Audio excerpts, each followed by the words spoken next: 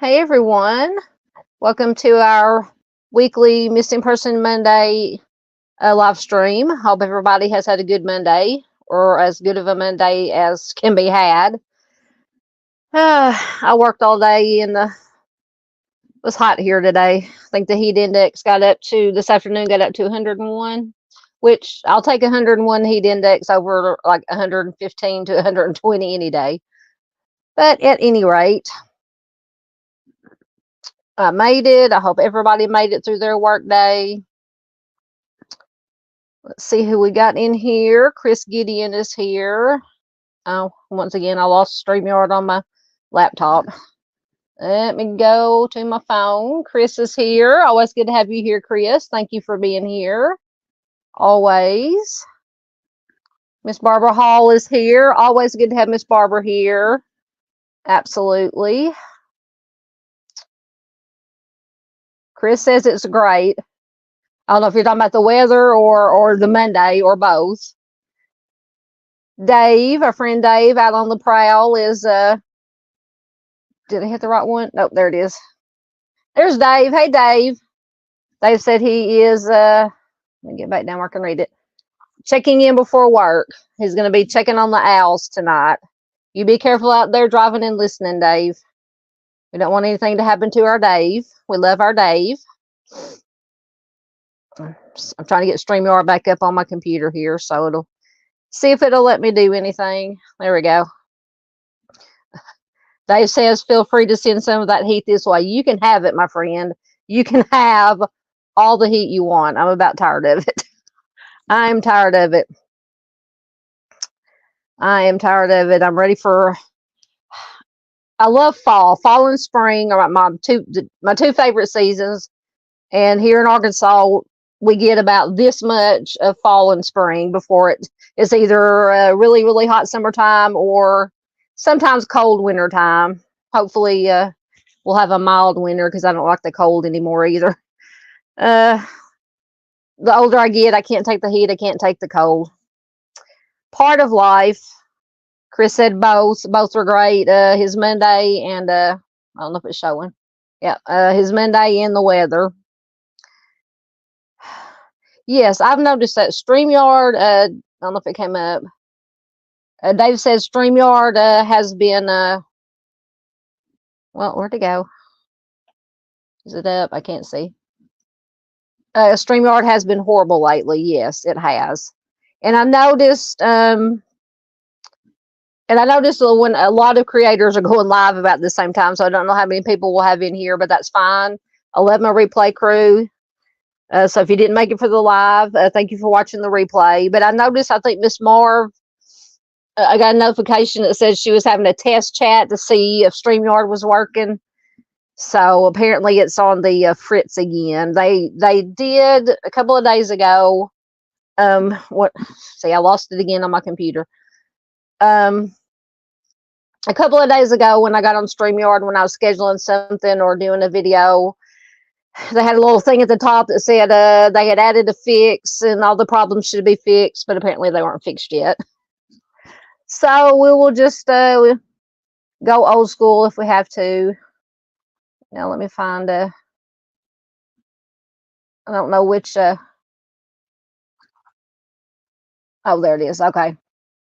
There's Miss Farr. Hello, Farr from Australia. Good to have you here, my dear. I'm just trying to go through comments. Okay, so Dave, if you're driving, don't answer, but Dave says he might go back to OneStream. I've not heard of OneStream. Is that the only things I've ever heard of are StreamYard and what they call OBS Streamlabs? I've tried to do the Streamlabs, but apparently I'm not smart enough for it because I couldn't get it figured out. But you might have to let me know about that OneStream. I might have to think about checking into that if StreamYard keeps its shenanigans up, because it's really irritating. Really irritating. Let's see. I think I'm caught up in comments. All right, so we're waiting to see if any more people are going to pop in. before we get started. So tonight, so lately I've been trying to do, or I'm going to do, with my Missing Person Monday live streams. I'm going to do each state, feature missing from each state. I've been working on the southern states, and tonight, as I can go ahead and put it up there. Well, I'll wait till I get to tonight. We're going to do Texas. I think I have 7 missing persons cases from Texas to share with you. But first, I have just a few or 3. If I can find them. I swear my eyes are, I'm gonna have to get stronger cheaters. I can't see anything. And I probably won't be able to read the details on my small screen. But I have a couple from Arkansas. This is, once again, and it's not popping up on my, and I can't read it. Candace Cantrell, I believe, is her first name. I know I can see her last name is Cantrell. She is missing from, I believe, Hot Springs. Like I said, you can read the information there on the screen. She is believed to be with a man on the right, which I believe his name is Timothy Burr. I think she's missing out of Hot Springs. Let me make this full screen right quick so I can read it. Okay, get everything out of my way. Yes, Candace Cantrell, she's 14. She has blonde, strawberry blonde hair, blue eyes, 4'10", 105 pounds. The Garland County Sheriff's Office is searching for Candace. She was last seen at approximately 11 p.m. on August 22nd at her home in Hot Springs. She may be in Malvern, Arkansas, with Timothy Burr, who is the picture on the far right. So if you have any information about Candace or this Timothy Burr fellow, contact the Garland County Sheriff's Office Investigation Division at 501-622-3660. And I'm gonna have to go back out and get the other one. Maybe I can, I'm fighting with my computer. Sorry, guys. I promise I'm trying to get it straightened out here, but I think it's StreamYard. Because my signal is good through my phone, and StreamYard is good through my phone, but for some reason on my laptop, it's not okay, let's see if that'll go away. Okay, so next, we have Clyde Holmes. He is missing from Little Rock since July 10th. He's 41 years old, 5'10". A black male, dreadlocks. They did find, so the last day he was seen was July 10th. They did find a truck that was registered to him on July 11th between Jasper and Piercetown, Arkansas, which is a pretty good ways from Little Rock. I checked today, just a while ago, still no updates. So still searching for him. So anybody in the Arkansas, Little Rock, or the Jasper, Piercetown, Arkansas area, please keep your eyes out. And we have Maria Felipe Alonso is still missing. Once again, I'm going to have to make it bigger so I can read it. She's been missing from Portland, Tennessee since May 27th. She is 15 years old, 4'7", 105 pounds. She was last seen in the area of Academy Road in Portland, Tennessee. So if you have any information regarding Maria, contact the Portland, Tennessee Police Department at 615-325-3434. Let's see what else I had. In chat, and I know Miss Barbara's in here, I pinned the link to the petition to get Timmy D's case reopened. If you do not know Timmy D's or know about his case, I have a playlist, a Fredericktown, Missouri playlist that I have all the, I feel like my camera's not right. I have all the Fredericktown, Missouri playlist or videos that I've done, and I've done several videos and live streams about Timmy's case. There is a petition. Let's see if this is it. Yes, and I I pinned the link to the petition to the top of the chat. Please do consider signing it. When I checked earlier, as far as the online petition, it was up to 192 signatures, which is excellent. And I know there are some handwritten signatures as well, but I don't know how many handwritten signatures there are. But if you haven't already, please do consider signing the petition. And you can always visit the Justice for Timmy D's Facebook page or Facebook group. Lots of information can be found there. There are lots of other creators who have done magnificent features on Timmy's case. So please do check it out. And the Arctic Fox True Crime has done great work. Sonova Cantrell has done great work on Timmy's case. The Lawless Files has done great work, so please do check them out. All right, let me go ahead and put this up. Try to get caught up in the comments. I see some people have popped in. Get back down to where I was. Let's see here. Trying to find a lot of people have popped in. Excellent. Let me get down to where I was. Okay,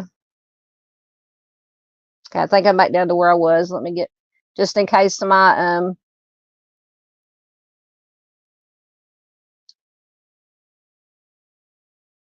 just in case my laptop goes out on me, I can be in the same place and comments on my phone.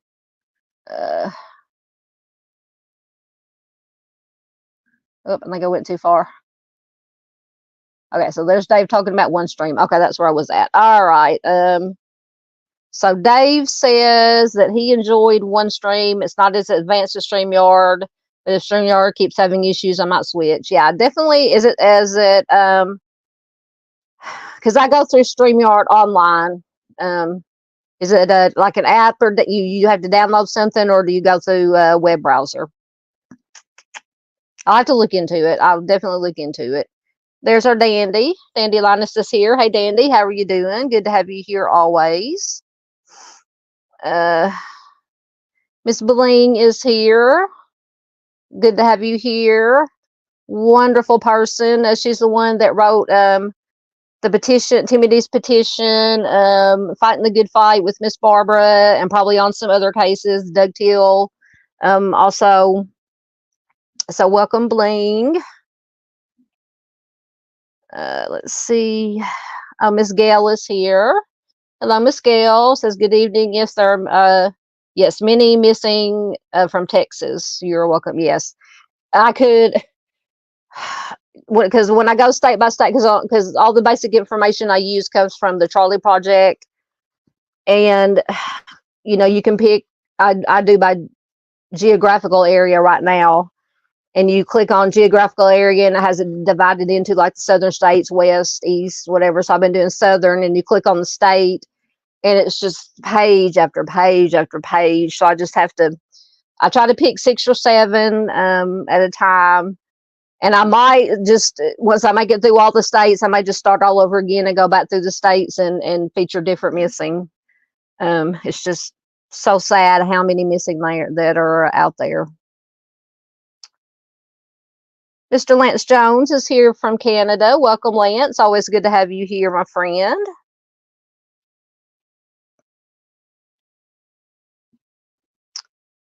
Let's see. Make sure I haven't missed anybody or any comments. You are most welcome, Miss Barbara. Yes, anybody who hasn't, and even if you have already signed a Timmy D's petition, please do. You can copy the link, share that link anywhere and everywhere you can, all your social media pages. If you do Facebook, wherever you can share it, to help get word out about it, so we can get as many signatures as possible. Greatly appreciated. We got royalty in the house. Mr. Steve from True Crime Web is here. Hi, Mr. Steve. Always a pleasure and an honor to have Mr. Steve here. He must be home. I watched watched and listened while I was eating my supper to his members only live stream, and then I watched most or all of the regular show he did talk about the Murdaugh case last night. Excellent work as always. So it's always good to have Mr. Steve here. Mr. Steve and Mrs. Steve they're wonderful people. True Crime Web Foundation, excellent foundation. For anybody who might be here that doesn't know, Mr. Steve is former law enforcement, former CSI. He started out with a YouTube channel, and now he works. He goes out on the road with his group of people, his volunteers, and helps families with cold cases, try to help them get some closure. So please go check out True Crime Web. If anybody in here with a wrench, I know Dandy's here, can throw Mr. Steve's link in there to his channel. But please do check him out. It does a wonderful work. Wonderful work. Mr. Steve is a wonderful human being. Miss Barbara says she has 150 signatures, and that's in addition to the almost 200 online signatures. That is excellent. Excellent. Thank you, Miss Farr. Says she shared the petition in the stream. Thank you so much, ma'am. That's the most important thing that you guys can do. Share. Videos, live streams, this petition, not just my stuff. Any creator out there who shares missing persons, cold cases, anything to help these families, to bring more attention, more awareness to any of these cases. That is the most important thing you guys can do. Also, likes and comments help too. Just because here on the YouTubes, the more likes, comments, and shares, apparently the mystery YouTube algorithm monster pushes content out more to more people, and that's the whole point, is for as many people as possible to see this, to bring more awareness. Everybody saying hi to Mr. Steve. Yes, everybody loves Mr. Steve. Okay, Dave says same as StreamYard okay, I will look it up. Oh, you're not going to behave, Dave. Dave says Mr. Steve is here. He's going to be, I need to behave, or Dave needs to behave. Dave's not going to behave. Dave always gives Mr. Steve a hard time. Lighting their way home, Miss PJ is here. Hello, Miss PJ. Another excellent channel. Somebody can throw Miss PJ's channel link in there. Miss PJ does amazing work. Absolutely. Oh, excellent. Yes. Miss Bling says that she still does some work on Michael Vaughn. Yes, that case is so sad. So, as they all are, but I follow that case. Absolutely. Thank you. Dandy says she signed the petition and shared it on Nextdoor. I don't know what that is, but thank you. Thank you, Dandy. Yes, thank you, Gail. Please hit the like button for the stream. Helps it, like I said, it helps it get pushed out to more people. How far? We're 20 minutes in. I haven't started, but I want us to. Oh, Mr. Steve is being modest. Mr. Steve does excellent work. Yes, the families do a lot of work too. Miss Barbara, the prime example, she's been fighting for Timmy for forever and a day, trying to get justice for him, and hopefully someday soon it will come. Just making sure I haven't.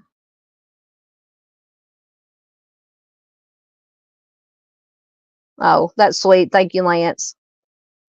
I'm honored to have you here, sir.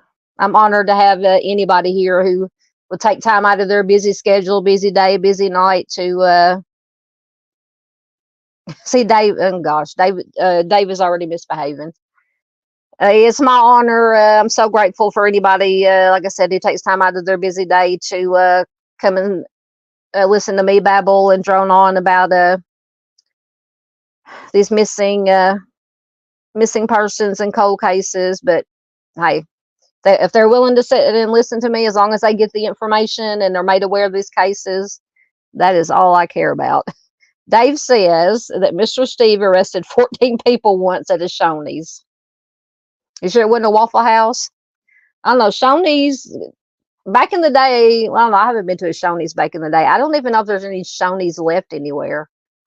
I don't think there are any in Arkansas. Miss PJ wants to know if you can sign the petition twice. I don't know. Bling or Miss Barbara would have to answer that. Yeah, Mr. Steve's live last night on the Murdoch case was excellent. So apparently there may be a retrial or another trial or something to that effect. Thank you, Miss PJ says she signed 2 weeks ago. We'll share, no problem. Thank you so much. Absolutely. Lance says, great work, Steve. It is a true service you're doing. Absolutely. Absolutely.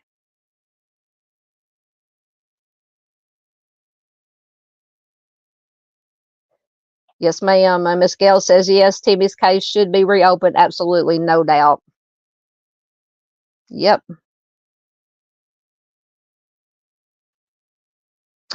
Oh, I never thought about that. Actually, I never thought about that, but that actually happens. Bling says, if y'all like to listen to stuff when you're sleeping, set a playlist of your favorite creators and let it play through the night. It will get you into the algorithm too. I have not thought about that. Now, I've done that unintentionally because a lot of times because it takes me forever to fall asleep because I have insomnia. So I'll stream my YouTube to the TV and put on Mr. Steve or any of the creators I watch on a regular basis, and try to get replay crew, try to get caught up on everything. And sometimes I unintentionally fall asleep, but I didn't think about that. I will start doing that. Thank you, Bling. That's a good idea.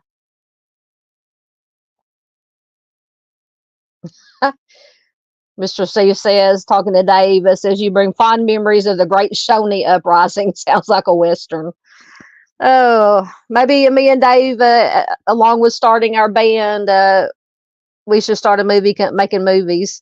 The Great Shawnee Uprising. We can start that one. We can do that movie. Mr. Steve will have to star in it though. We'll see. We'll put Mr. Steve's acting skills to the test. Gail says, talking to Mr. Steve, says Matt Dillon and Columbo have nothing on you. Absolutely. Bling says, I'm not sure if you can sign twice. I suppose it's possible if you set up a second account under a different email. That makes sense. Absolutely. Yes. Miss PJ's channel is wonderful. Wonderful, wonderful. If I was on the YouTube side, I could throw the links in for Miss PJ, for Mr. Steve, for Dave. Dave has a great channel. But you can always go to the homepage of my channel, scroll down to where it says, please visit our friends. All the links to all these channels are there. Absolutely. Yes, Lance says sharing is caring. Yes, sir. Oh, you're not slacking, Miss PJ. Miss PJ says, oh, where'd it go? That whole bunch of new comments popped up. Miss PJ says she's slacking. You're not slacking. I always see your content popping up on my notifications.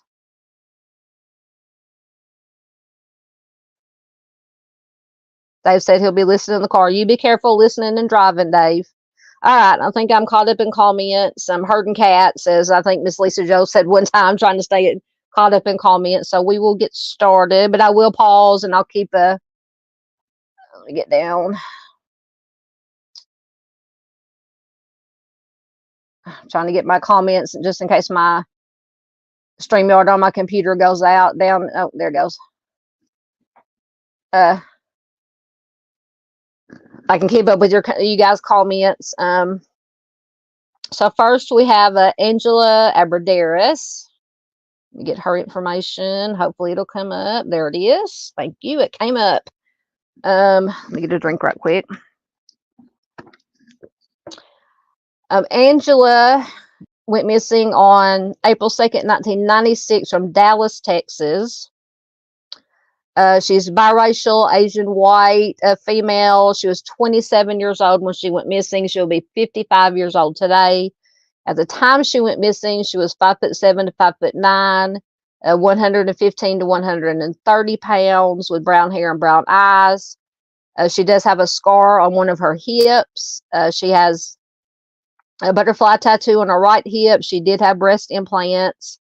Apparently she had some aliases. Angela Kim Marie Aberderis, Angela Kim Marie Ing, Mei Ling, Audra Aberderis, and or Vanessa Aberderis, and some agencies have her race as Hispanic. So Angela was last seen in Dallas, Texas on April 2nd, 1996. She left behind her vehicle, clothes, luggage, car keys, and other personal belongings, and she left her dog unattended inside her apartment. There was laundry left in the washing machine and piled on her bed, which is, they say, uncharacteristic of her to do. Red fingerprints near the front door turned out to be paint rather than blood.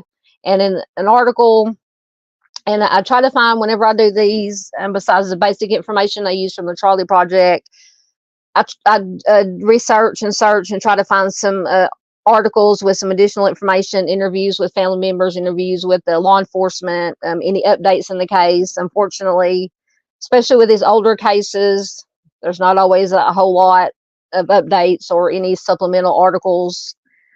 But I did read somewhere that this red paint, the fingerprints in the red paint that turned out to be blood, or paint rather than blood, could possibly have been trying to throw the investigation off or throw something off. Now, this somebody I think made mention of it on Web Sleuths, I believe. Web Sleuths is another good place to get information. Lots of good stuff on web, lots of smart people and good stuff on Web Sleuths. So anyway, the red fingerprints were paint. They weren't blood. After that, she has never been seen or heard from again. So her boyfriend withdrew money from her savings account. He signed over one of her cars to himself, and he also emptied their joint checking account after her disappearance. So everybody, get your red flags ready. I think somebody... I saw somebody snuck in. Miss Paula. Hey, Miss Paula. Good to have you here. I thought I saw you sneak in on me. Welcome, Miss Paula. It's nice to see you too, Miss Paula. All right, so red flags ready. So, like I said, her boyfriend withdrew money from savings account, signed over one of her cars to himself, emptied their joint checking account after her disappearance. He told police that he jointly owned all the things that he took, money from the savings account, the car, the joint checking account. And it says investigators do not believe his actions make him a suspect in her case. So I'm sure you guys are going to let me know what you think, what you guys think in the comments.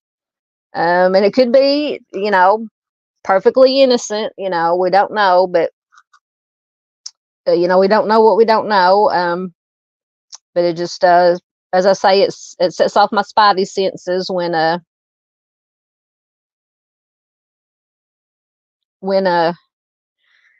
you have a significant other that starts, and it doesn't say how long after she disappeared that he started withdrawing the money and signing over the cars.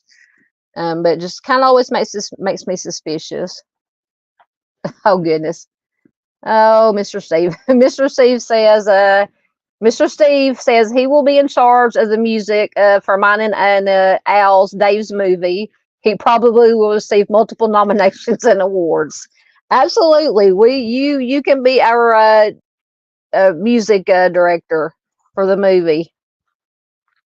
Absolutely. Oh, you gotta love Mr. Steve. Mr. Steve is such a funny guy. He can be serious when it needs to be serious and get the job done, but he is a funny guy.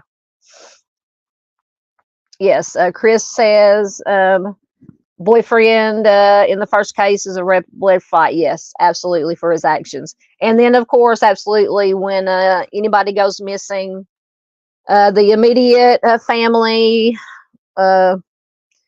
husband, wife, girlfriend, boyfriend, significant others, always they're going to look at them first and then move out from there. But yeah, his actions are a little bit suspicious. Yep, Miss Barbara's got her red flags as always. Lance says he feels like I feel like she was put in a waterway or canal, just an intuitive feeling. That's possible. Water is unfortunately water is a good place to hide a body, because it's very, very hard to find a person in a body of water. It's a lot of times it's hard to find the vehicles in water. Miss Barb likes the idea of Mr. Steve being our music director. Absolutely. All right. Okay, so the investigators do not believe that the boyfriend's actions make him a suspect. At the time of her disappearance, Angela was an exotic dancer in various Dallas clubs. She did have one prior conviction for prostitution. Authorities stated that due to her lifestyle, they were uncertain at first as to whether she had come to harm or simply left of her own accord. And this is definitely not victim blaming, but just, I know there's a scale of in victimology of high, low risk to high risk of of a victim. And I've always read and heard that anybody in in sex work, prostitution is obviously a very high risk victim. So you have to take that into consideration too.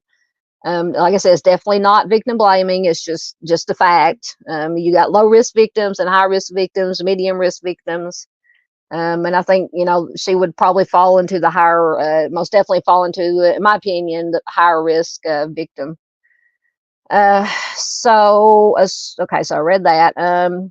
So Angela had previously served in the Army, where she met her husband. They married in 1990. They divorced in 1995. She was very close to one of her sisters and her mother, both of whom live in Michigan. But at the time of her disappearance, she was estranged from her father. Apparently, he lives in Hong Kong. Her case remains unsolved. Foul play is suspected. So if you have any information in Angela's case, you can contact the Dallas Police Department at 214-671-4243. And I don't think I could find I did have a picture. Get caught up in comments. Let me see if my StreamYard over here is working. Gail says she was hurting. Oh, said her cat. She's listening, but her cats were staring. Her feral cats were staring at me through a glass door. That is a good question. Lance says, who ran the strip club she worked at? It didn't. I could not find any information, even the name of the club that she worked at. But yes, that definitely sounds like a place to start. Absolutely. Mr. Steve says that she does check several boxes for high risk. Yay, I was right. See, I do listen. I do listen and try to retain some knowledge. So I think I did find, I believe it was on Web Sleuths. Let me find the picture. I'll do it as an overlay. Because a lot of the people who do research and on Web Sleuths look for missing persons cases in an area and try to match up unidentified remains that have been found to missing persons in the area. And they did find one that was interesting. If I can get it to come up. This one, now I picked the picture on the left is a picture of Angela. Oh, never mind. That's the wrong one. That's Kathy. Never mind. Wrong case. That will be later. But I do not believe I had any. I thought I had something on Angela, but apparently not. Let me check my.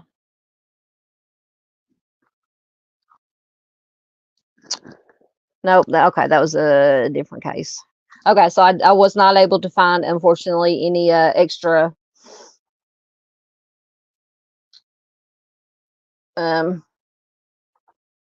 information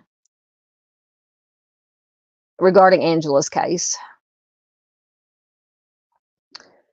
All right, let me make sure I'm caught up in comments.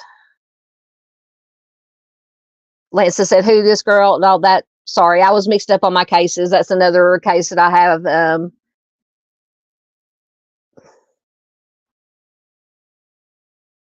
Oh, wait, did somebody say something?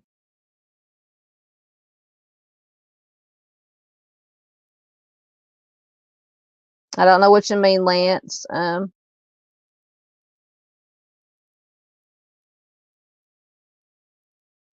saw, yeah, Lance said, sounds like a mission for Mr. Steve. Yeah, I think Mr. Steve has got his plate full right now, but I'm sure if he had time, he would work on any cases that he could.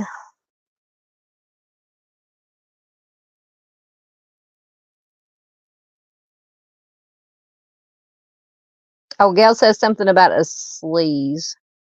Gail, are you talking about maybe the owner of the club? Yeah, Lance, I don't think Gail was talking about Angela.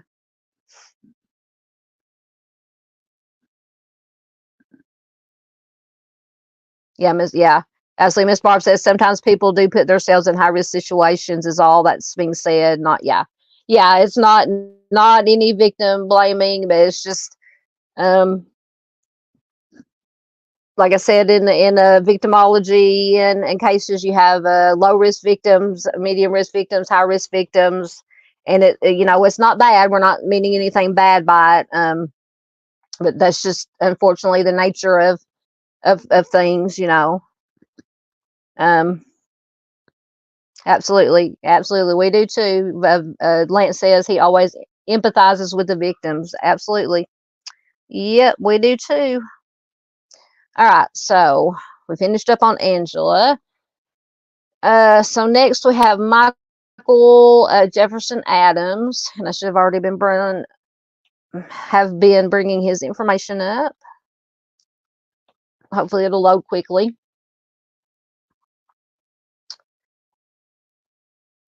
Once again, thanks everybody who is here. Thanks everybody who's watching on replay.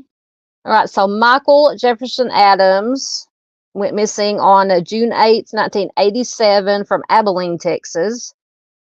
He was 18 years old at the time he went missing. He will be 55 years old today. At the time he went missing, he was 6 foot to 6'1", 145 to 150 pounds.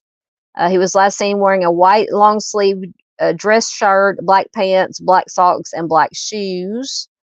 He has blonde hair and blue eyes. He wore contact lenses. His nickname is Mike. It says he has a patch of dry skin approximately 2 inches by 4 inches on his right arm, just below his shoulder. It says he has long toes and he is right-handed. So Michael completed his shift at the M System food store on 12th and Mockingbird Street in Abilene, where he was a clerk on June 8th, 1987. He then returned to his family's residence on Peach Street. His sister-in-law did see him at around 11:30 p.m. He had just parked his red Datsun 280ZX, and he was standing next to a dark-colored model, a two-door vehicle with opera windows in the back. I don't know what opera windows are. And a possible malfunctioning headlight. They said it was possibly a 1973 to 78 Chevy Monte Carlo, Oldsmobile Cutlass, or Oldsmobile Toronado. It was idling outside of their home, and Adams was leaning into it, talking with its occupant or occupants. He didn't appear apprehensive or in any kind of distress or like he was having any kind of arguments with the people inside the car. And his sister assumed that he went to bed after that. The next morning, he was missing. His bed did not appear to have been slept in. He was never been seen or heard from again. His wallet was found on his bedroom floor, but evidently he had left it at his there that morning when he went to work. His car, his Datsun, was parked in the driveway, which is blocking his parents' car. And it said that he would usually switch them around when he got home from work, so he wouldn't be blocking his parents in. Two people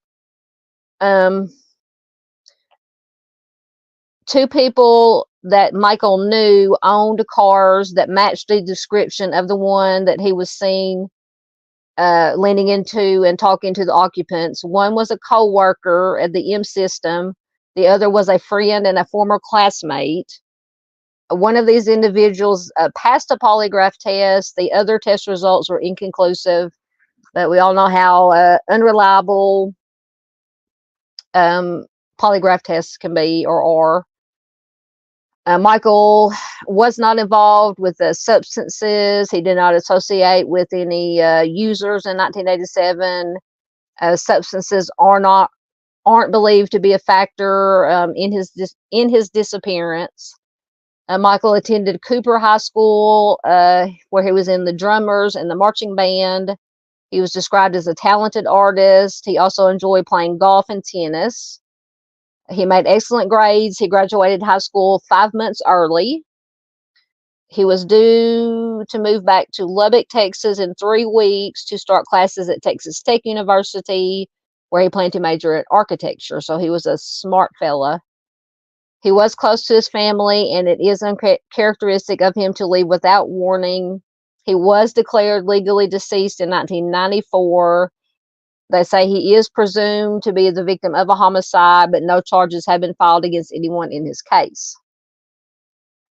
So if you have any information regarding Michael's case, you can contact the Abilene Police Department at 325-673-8331. And let me see if I have maybe a little bit more information. Let me get caught up in the comments right quick.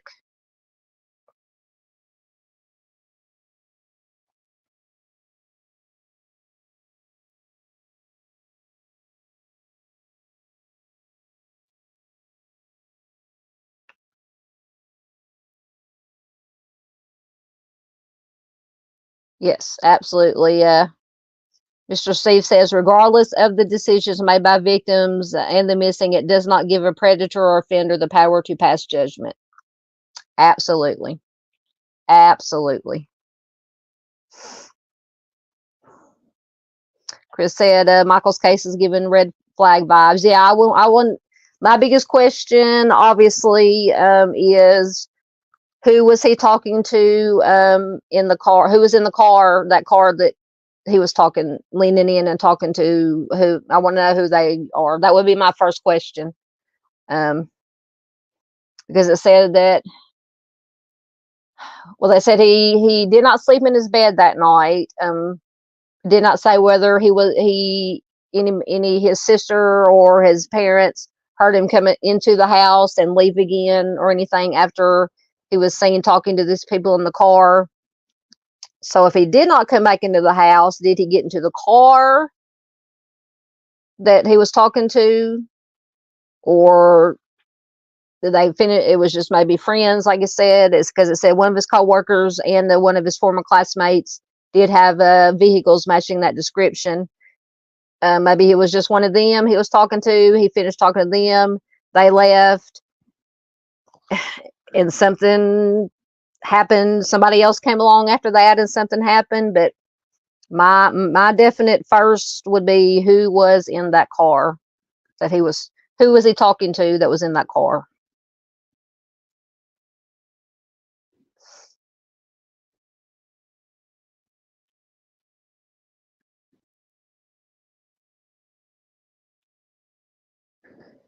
That's a good point. Lance says he may have met this person at his place of work earlier in the day, made pre-arrangements to meet with this person that evening.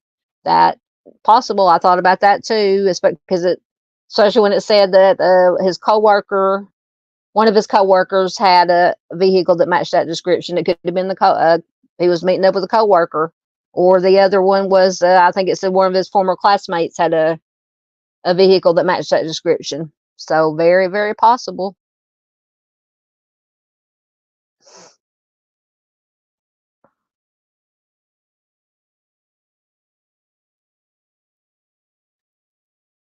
That Two good questions. I don't know. It did not say.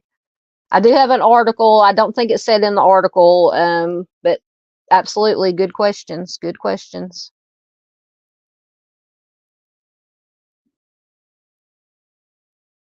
Yeah, that's what I thought too, Mr. Steve. Mr. Steve says, what an odd descriptor, long toes. I thought that too, which I have I have one long toe on each of my, whatever you call the toe that's right next to your big toe. It is longer than all the rest of it's hereditary in our family from my mom's side. The toe that's right next to the big toe is longer than all the other toes. Fun fact about me that probably nobody wanted to know, but yeah. I don't know, maybe if you found skeletal remains or remains, and the remains had long toes, maybe that could be matched. But yeah, that was very, I found that very odd too. Found that very odd, but hey, I guess whatever description they can get in there, they put in there. All right, let me see if this article came up. Okay, so this article, sorry, my allergies are acting up. I was out in the dust, and we had, for some reason here in Arkansas today, we had an air quality alert warning or something. I don't know if it's the Saharan dust or something in the air, but anyway. So this article is from February of 2011, and I have put a link to all the articles, all the sources I used in the description box. If any of you guys want to go and read these articles at your leisure. I also put a link to the Charlie Project website. Please do check out the Charlie Project. Lots and lots of good information. But this is from February 2011. It says 24 years ago, the disappearance of Michael Adams hit close to home for a lot of folks in the Abilene area. The night of June 8th, 1987 is the last time anyone saw Michael. The 18-year-old Cooper High School graduate was working at M System grocery store before heading to Texas Tech in the fall. His stepsister was in bed when she heard him pull in the driveway after work. Another car pulled up, and she saw him casually talk with the driver. So if she says he's casually talking, once again, that would lead me to believe that he was not in fear. He wasn't apprehensive or about talking to whoever was in the car. So I'm just speculating or thinking here. So that would lead me to believe that he knew whoever was in the car. So after that, that was the last time anyone would see Michael. In 2009, Michael's dad talked to KTXS News about that night. Howard Adams, his dad, says, of course, we just thought, hold on, poorly written article. We just thought that he was just a friend. So my stepdaughter, now when they said he, I don't know who they're talking about. It says, of course, we just thought that he was just a friend. So my stepdaughter went back to sleep, and that was the last time anybody ever saw him. He just vanished into the night. So that's interesting. Authorities explored all sorts of leads, but their investigation into Michael's disappearance turned up nothing substantial. In February of 1991, the television show Missing Reward, I kind of remember that show, did profile Michael's story. Abilene Police Missing Persons Detective Tony Golson was on that program, and he has been on the Adams case since day one. Today, which was back in, 2012 when this article was, today, evidence leads and information on Michael's case fill an entire drawer in Golson's office. Even after all this time, the Adams case is still a part of Golson's everyday work. Detective Golson said, but it is day after day of running into roadblocks, brick walls, if you will. It is pretty tough. I can just imagine these law enforcement detectives, investigators who have these cold, they turn into cold cases, but they still keep on keeping on, and investigating, following up on any tidbit of a lead that they might happen to get. God bless them. God bless them. It says a couple of years back, which would have been around 2010, some people heard that Michael had called an old friend, told him that he was okay, and to please tell his parents he was all right. Word was that friend was later questioned by police. However, Detective Golson confirms it was all just a rumor. Detective Golson said there's been nothing concrete, nothing that would be enough to present for any type of criminal investigation. But that will not stop Detective Golson. He says there isn't a day he doesn't think of Michael and why it's important. He keeps searching for answers. Detective Golson says, I can't imagine anything more horrible than to lose your child or to have a child and not know where that child is. That would be, to me, the hardest thing to ever live through. Absolutely. And we have Miss Barbara had to live through that. Fortunately, she did get not the way she wanted to, but did get Timmy back. But I just can't imagine all the parents and families out there who do not know where their loved ones are. So once again, if you have any information on the whereabouts of Michael Adams, call the Abilene Police at 325-673-8331. All right, let me get the other article loading, and I might have another. I do have another article, I think, with some a couple of comments from Michael's father, if it will load. Get a drink.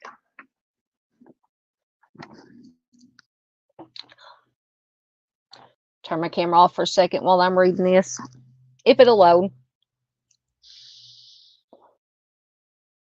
Check some of you guys' comments while it's loading.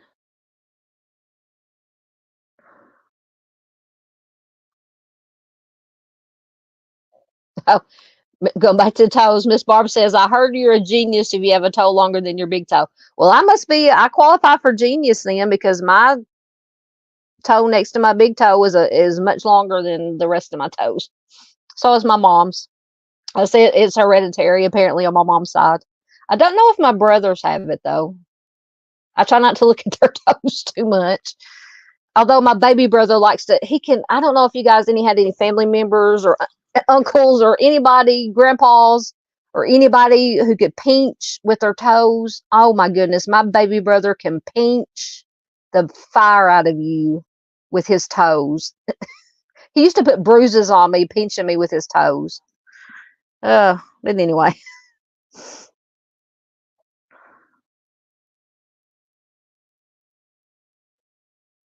Yep, that is true. Miss Gail says, I would rather help someone for a good cause, but those poor women at those places, many don't know any other way to make money. That is true. Unfortunately,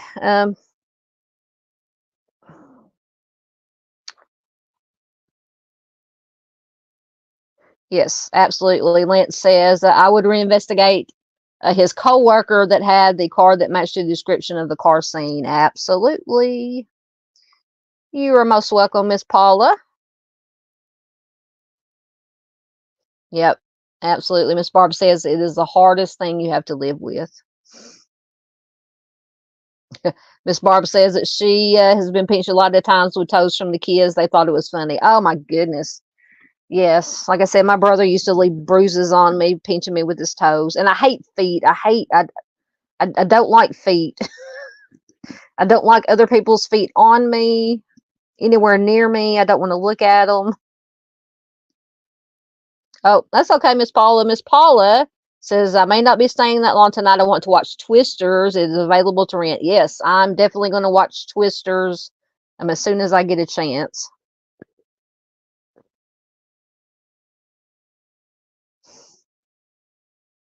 So yes, let us know how Twisters is, Miss Paula.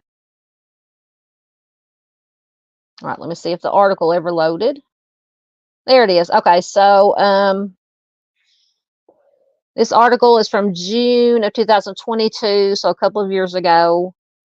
It says it's been 35 years since an Abilene teenager went missing.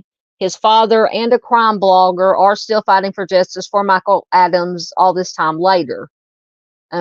So goes through all the information we've talked about. I'm just looking to see if there's any other additional details they put in here. He was never seen again. 35 years later, his remaining family is still grieving. His father, Howard Adams, says, some people say, it's been so long, you kind of forget about it. There's no way I'm going to forget about what happened to Michael. Absolutely, you can't forget. At the time this article was written, Mr. Adams, Michael's father, was 92 years old. And it says he knows his time is limited. And because of this, he wants to know what happened to his son as soon as possible. He says, we know somebody knows what happened, and we are not through yet. Michael's case is still listed on the Abilene Crime Stoppers Missing Persons website. They did do an age progression, but that age progression photo doesn't look much different from the picture there on the slide. It says strangers to Michael have continued to seek justice for him. He would now be 53 years old. A crime blogger, Anthony Wayne, who writes about many missing persons as crime blogger 1983, has gotten involved in Michael's case. He says this Facebook thing has just come up here that made me just say that we're hoping for it and maybe kind of looking for some kind of information from that. So apparently there may be a Facebook page or group. Oh yes, the Facebook. So there is a Facebook page called Where's Mike Adams. So if anybody wants to look that up, it's called Where's Mike Adams. Wayne told a local news outlet that he's concerned about the amount of time that has gone by without any word from or about his beloved son. He says it's just overall frustration that it's taken 35 years to try to get the ball rolling. Wayne advocated that an arrest should have already been made. So apparently maybe they do have some information that has not been released publicly. This father said he believes not only that Michael was the victim of a homicide, but that he believes he knows who could have been the offender. Wayne says, matter of factly, this one's pretty solid and it's pretty obvious what happened to him. Wayne said he had gotten familiar with this case when someone sent him an email encouraging him to write about it. Since then, he has even come to Abilene to learn more about the case. He plans to come back to hang flyers, making sure that Michael's case is never forgotten. Wayne says, do as much as you can to keep this case alive. Absolutely. Michael's father said he won't allow his son's case to die as long as he is alive. Mr. Adams says, if you just remember that Michael Adams, we still think about him. Once again, if you believe you know where Michael could be or have any information on his case, you can submit a tip to Abilene Crime Stoppers at 325-676-8477. So that is interesting. Apparently, there's not the information, which is understandable. If they do have information and say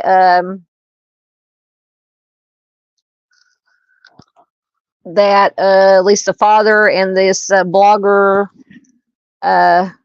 said that they or the father has an idea of who may have done this, then evidently there's some information that the police have, which is a good sign. Now, if they can do anything with it, once again, what is it they say? It's not what you know, it's what you can prove. They just have to build the case, and hopefully they can do that.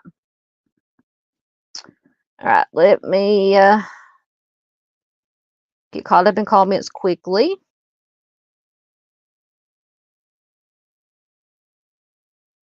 Lance is talking about feet. No, Lance, I'm not washing anybody's feet but my own.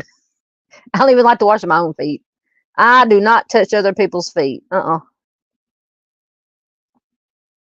so Mr. Steve says foot morphology. I hope I pronounced that right. Foot morphology is a thing, but generally reference to specific foot shapes and ancestry. Excellent. It's one of the many reasons I like having Mr. Steve here. He has the knowledge. Absolutely.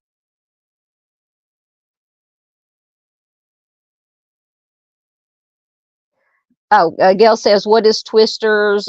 Twisters is a sort of sequel to the original movie Twister that came out in the 90s. It's called Twisters. So that is what Twisters is. It's a sort of, you could call it a sequel, you could call it a reboot of the original movie.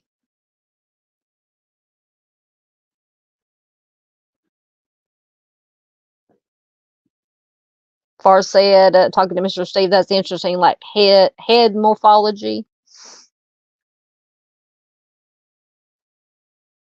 Yep. See, me and Lance are thinking on the same wavelength here. Lance says, in his opinion, it was this guy's coworker. I can feel it in. He says he can feel it in his spirit. Whomever that coworker is knows more. Yeah, I'm thinking along those lines. One,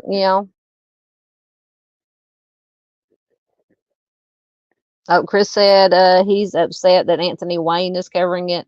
I have no clue who Anthony Wayne is. That's who was in that article, but I've never heard of Anthony Wayne.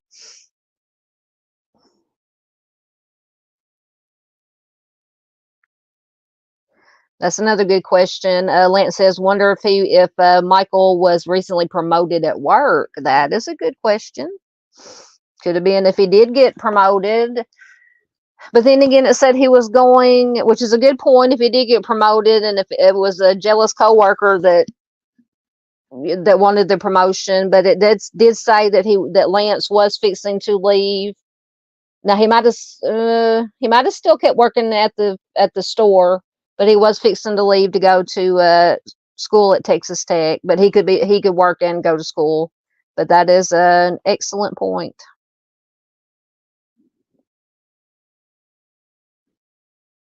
All right, caught up in comments. See, we got next. We got Monica Lynn Appleton.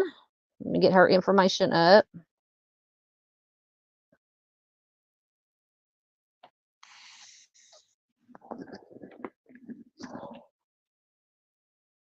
Sorry, I always forget to turn my camera back on when I turn it off. All right, this is Monica. She went missing on October 13th of 1999 from Pampa, Texas. I know the name Pampa, Texas, because Pampa has been hit more than once, but they had a really, really bad tornado years and years ago. Basically took out the whole town. Anyway, she's missing from Pampa, Texas. She's a white female. Sorry, it's hot. I'm sweating. My glasses are slipping. She was 29 years old when she went missing. She'll be 54 years old today. At the time she went missing, she was 5'5", 100 to 111 pounds. She was last seen just as wearing blue jeans. She did have a history of substance abuse. She had blonde hair and hazel eyes. She may use the names Monique LaRue, Monica LaRue, and or Monica Lynn LaRue. Some agencies refer to her as Monica LaRue Appleton. Her ears are pierced. She may have a small scar on one of her knees. Her hair was waist length at the time of her disappearance. That's some long hair. When I was younger, my hair was about down to my waist. So Monica was last seen by her mother at approximately 5 p.m. on October 13th, 1999, in the vicinity of the 100 block of Northeast 9th Avenue in Northwest Amarillo, Texas. But it says she went missing from Pampa. Okay. Her mother said that Monica appeared to be frightened about something red flags already, but she refused to say what was disturbing her or to, okay, hold on. She appeared to be frightened about something, but she refused to say what was disturbing her or to accompany her mother back to their family. Okay, so she did not want to go back with her mother to the family's residence in Pampa. She has never been heard from again. Her relatives reported her missing from their home in Pampa in November of 1999. So apparently the last time they saw her was October 13th. But they reported her missing November of that year. So like maybe almost a month later, depending on what part of November they reported her missing in. Monica was last known to be in the company of Ivory Taylor, also known as T and or T Baby. When he was interviewed by investigators, Taylor stated that he did not know Monica's whereabouts. He has since refused to speak any further about her to the police. After she disappeared. More red flags. Monica left behind her son and daughter, which her loved ones said is extremely uncharacteristic of her. She had been divorced from her husband for about a year prior to her disappearance, and her children lived with her mother. It says that she did see them regularly prior to going missing, but has not had contact with them since she vanished. She has also not picked up her child support checks from her ex-husband, and he stopped paying support less than a year after she disappeared. Monica's mother did receive a phone call from an unidentified man on August 20th of 2000. This individual claimed, okay, so trigger warning. This individual claimed that he was a gang member and he witnessed Monica's alleged homicide at a hog farm in Amarillo, Texas, shortly after her disappearance. Trigger warning. He claimed that another of these gang members took the life of Monica, then disposed of her remains at the farm. The individual claimed that her body would never be located. And I think in an article that I read, I don't know if they claim that they basically fed her to the pigs. Whether or not that's true or not, I don't know. Or any of this is true, so take it with a grain of salt. The man terminated the call before Monica's mother could learn any additional details. The information he provided has never been confirmed, and no supporting evidence has been located. Monica's brother, who is a law enforcement officer in the Pampa area, told reporters that he learned his sister may have been involved with gang members, prostitution, and the substance culture in 1999. Monica frequently visited the Amarillo area at the time. Her brother stated that it would be uncharacteristic of her to leave her children without warning. She may have traveled to El Paso, Texas, Houston, Texas, or Baltimore, Maryland after her disappearance, and her case remains unsolved. So if you have any information on Monica's case, you can call the Pampa Police Department at 806-669-5700. Let me see if I had an article or anything on Monica. It did have something from the, she does have a Find Monica Appleton .com website. I think there's just a few. Let's see the one I was going to read. There was an article from September of 2000. Excuse me. That was very rude. A news article from September of 2000 about the telephone call. It says telephone call spurs latest search efforts for missing Pampa woman. A mysterious phone call to a Pampa family has opened old wounds and spurred relatives to redouble their efforts to find out what happened to Monica Lynn Appleton.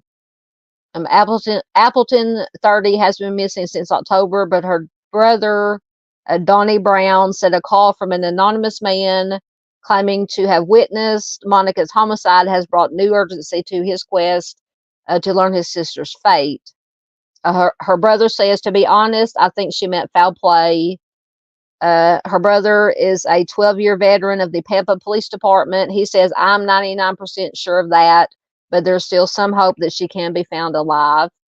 In an effort to develop leads, Monica's family has set up the Monica Appleton Fund at one of the local banks. Brown said he hoped that donations from the public would help create a fund large enough to motivate anyone with information on Monica's fate to provide the family with some answers.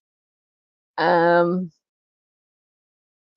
phone call that led to the renewed search for answers came to Monica's mother August 20th. A man who refused to identify himself said he was involved with the gang, had seen Monica's life taken by one of the other gang members.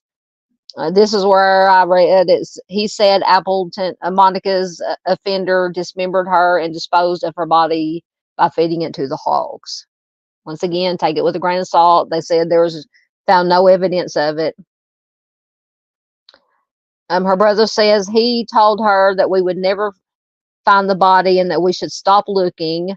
My mother and the rest of the family were just devastated by that call. I can't imagine.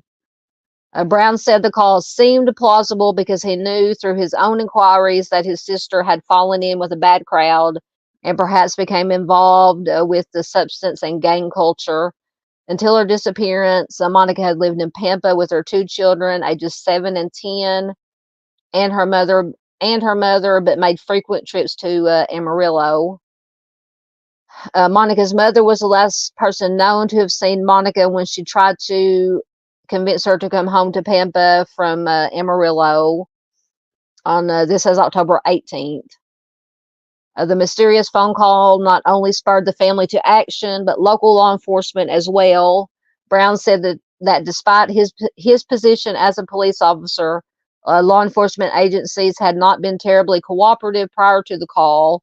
Officers might have been unwilling to dedicate time to the case because they assumed that Monica was an addict, basically runaway. But her brother says, but that just doesn't make sense. She would never do something like this. She loved her two children and she would never willingly leave them behind. Although Brown is hoping that law enforcement will be able to generate some leads, he said he thought the best chance would come if someone were willing to talk in exchange for the reward. Brown is a former coordinator of Crime Stoppers in Pampa, so he is familiar with the program system for maintaining the anonymity of informants. And it says he would use a similar method.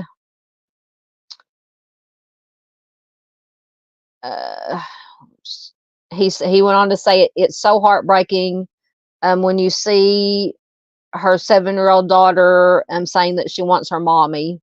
We just want to find some answers. We want to know what happened. So it's just a little bit of additional information. But apparently they did follow up on the information about the possible the farm and the possibly her life being taken there. Let me get caught up in your guys' comments. Stop my camera for a minute.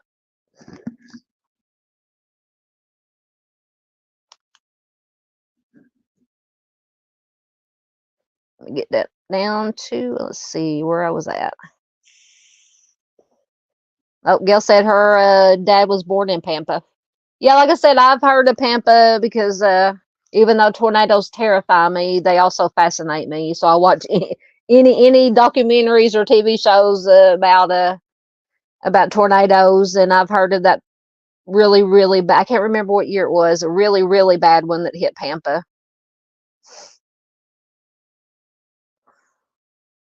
Oh, Far said it is phrenology for the head. Well, you know more than I do.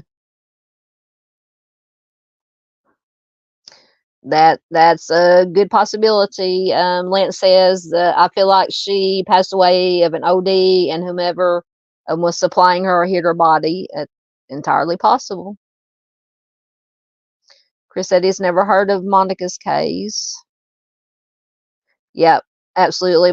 Gail said there are lots of tornadoes in the Panhandle and most of Texas. Yep, it's in the middle of a tornado alley. There's John Paul Hanson. Good to see you, sir. Always good to have you here. Gail says she has lots of relatives in Pampa. Were any of them there for the tornado, the bad one, or any of them? I think there's been a few that have hit Pampa, but I just remember that really, really bad one.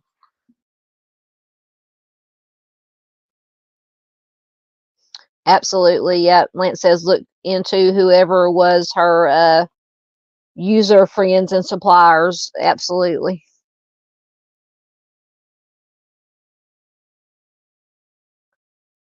Lance says he has a feeling about a barn also. That's possible if it was on a farm.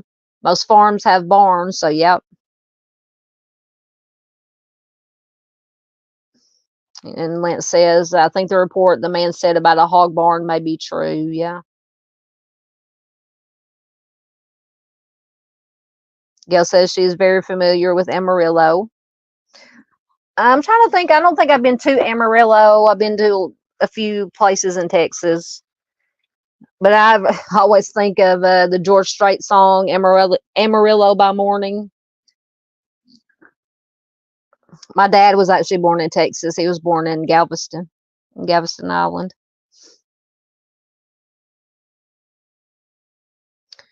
Chris says, I think it was told to cops to throw them off the search. That's possible. Yes, that's true. About Texas, Gail said there are miles and miles. As my mom says, there's miles and miles of miles and miles. Fields and plains, absolutely. Yep, another good idea. Lance says check the compost pile behind the barn that was named.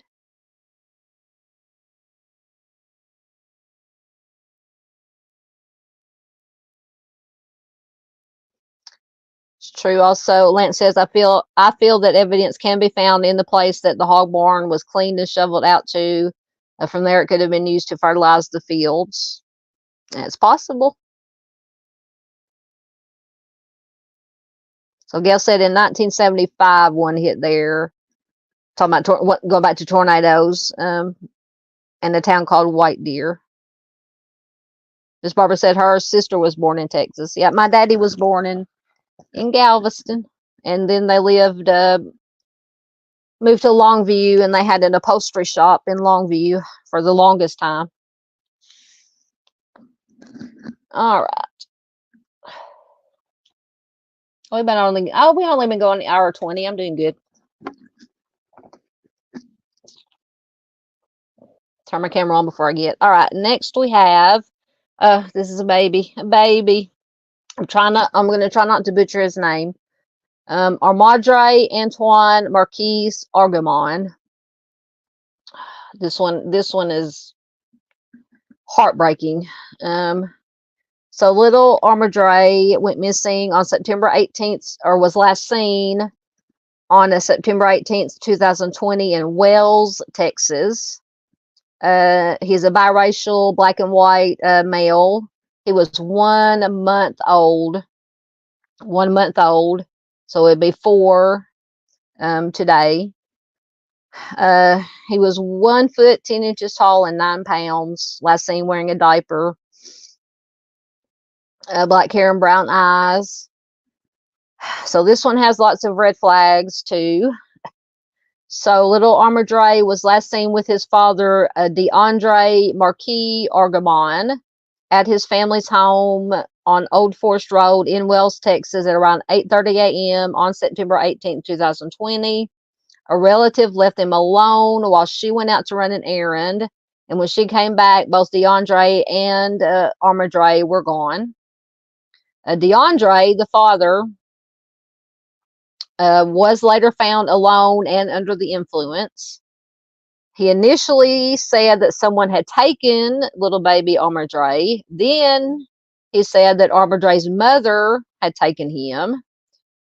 which that wasn't possible for the mother to have taken him because she had an alibi for the time that Armadrie disappeared. Armadrie has never been seen again, and an extensive search turned up no indication of his whereabouts. DeAndre, their father, refused to cooperate with the investigation. He was arrested initially for unauthorized use of a vehicle and public intox. Later, he was charged with endangering and or abandoning a child. And it says he had been released from jail just a few days before Armadrie's disappearance, where he was in custody on a parole violation.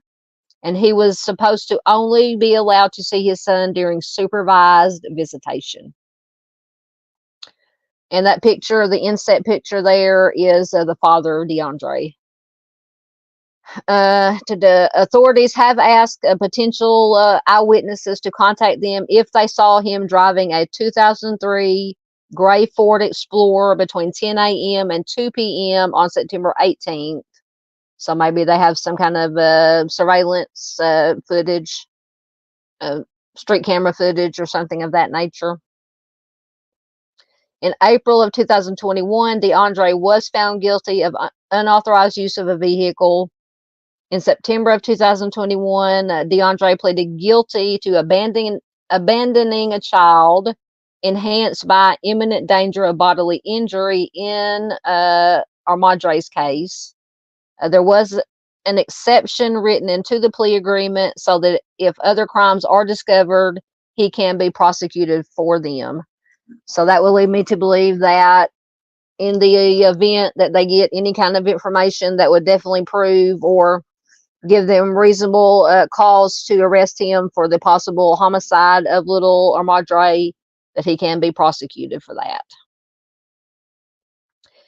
He does remain the lead suspect in Armadrie's disappearance, and he has not been cooperative. Although authorities have not said what they think may have happened to little Armadrie, they did say they think the baby is in danger, and his case does remain unsolved. So if you have any information in little Armadrie's case, you can call the Wells Police Department at 903-683-2271. Let me see if I had I do have an article. Let me get to your comments.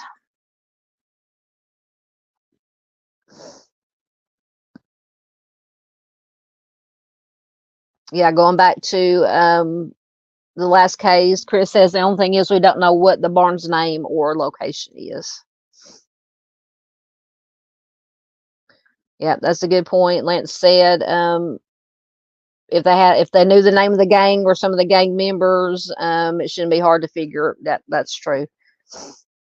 But and two, didn't say that they did investigate, no evidence was found, so that would lead me to believe that maybe they did know where this farm was and they went in and checked it out and didn't find anything at that time. Now, that's not to say that there's not anything there. Like Lance, or I think Lance mentioned it could have been, if she was dismembered, and not to get too graphic, dismembered and fed to animals, or she could have been spread out somewhere, unfortunately. So that's a good point.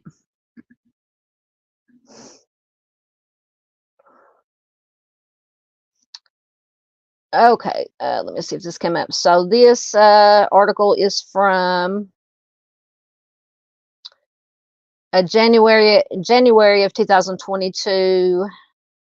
3 years later, as of 2022, no new leads on East Texas child business since 2020. I don't know how much additional information it has, but it says the last time then a 5-week-old Armadrie Argumon was seen was September 18th, 2020, with his father DeAndre. That same day, an Amber Alert was issued, so thankfully they did issue an Amber Alert. During a September 2020 press conference, The Wells Police Department revealed that DeAndre had been arrested for endangering, abandoning a child. We talked about that. He's not been cooperative in trying to locate Armadrie. At the time, officials asked the public to be vigilant and to look for anything suspicious. They did ask residents who had seen any what they call fresh graves in the woods or near cemeteries to contact officials as soon as possible. They also ask if anyone is keeping the infant, in other words, maybe hiding out with the infant, to please hand him over to authorities. The Amber Alert was discontinued on October 2nd, 2020. In September of 2021, DeAndre was sentenced to 15 years in prison. It says in Wales, a tiny town of just 850 residents. Everyone knows each other. Residents say you couldn't even pass through town without hearing about little Armadrie. But the question that remains on everyone's mind is, where is he? Somebody out there knows what happened, said Wells Police Department Patrol Officer Steve Cooper in a September 2021 interview. He says, will we ever find that out? I don't know. Dixon said there are no new leads or information at this time. If someone sees something suspicious, they can call the sheriff's office or the Wells Police Department. If you have any information, once again, contact the Wells Police Department at 936-867-5593 or your local law enforcement agency. Or you can also contact the Cherokee County Sheriff's Office, because they are assisting in the investigation, and their phone number is 903-683-2271. So it's just a little bit of additional information. Let me get my next story loading. Check you guys' comments.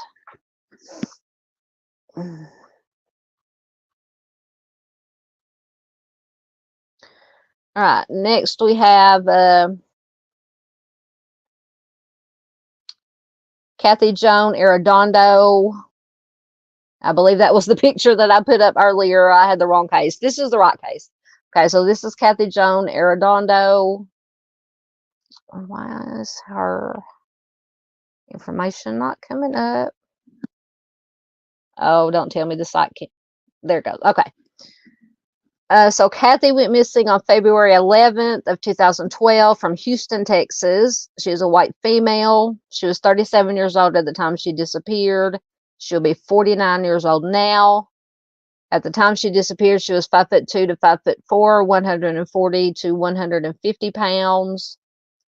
She was last seen wearing a white t-shirt, a black jacket, pink pajama pants with a cartoon character Eeyore, white sneakers, and possibly her engagement ring and matching necklace.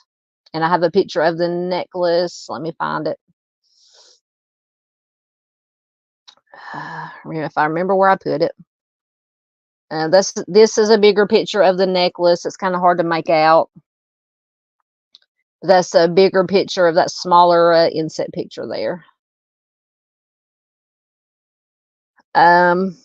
She was also possibly wearing her engagement ring and the matching necklace. She has brown hair and blue eyes. She may use the last name Lawson Arredondo. She has a surgical scar on the left side of her face extending from her forehead to her nose. She has a tattoo of a unicorn on her left shoulder and a tattoo of 3 hearts with her 3 children's names on her right arm. Her ears were pierced. Her nose was previously pierced, but the hole had closed up. And her nicknames are Cat and Kathy Worm. So Kathy was last seen in her home in Houston, Texas on February 11th, 2012. That day, she and her live-in boyfriend got into an argument. He disabled her car so she couldn't leave the house, and then he left. Kathy and her teenage daughter then left the house on foot to go out to shop and to get something to eat. While she was out, Kathy sent her boyfriend a text message saying that she was going to leave him.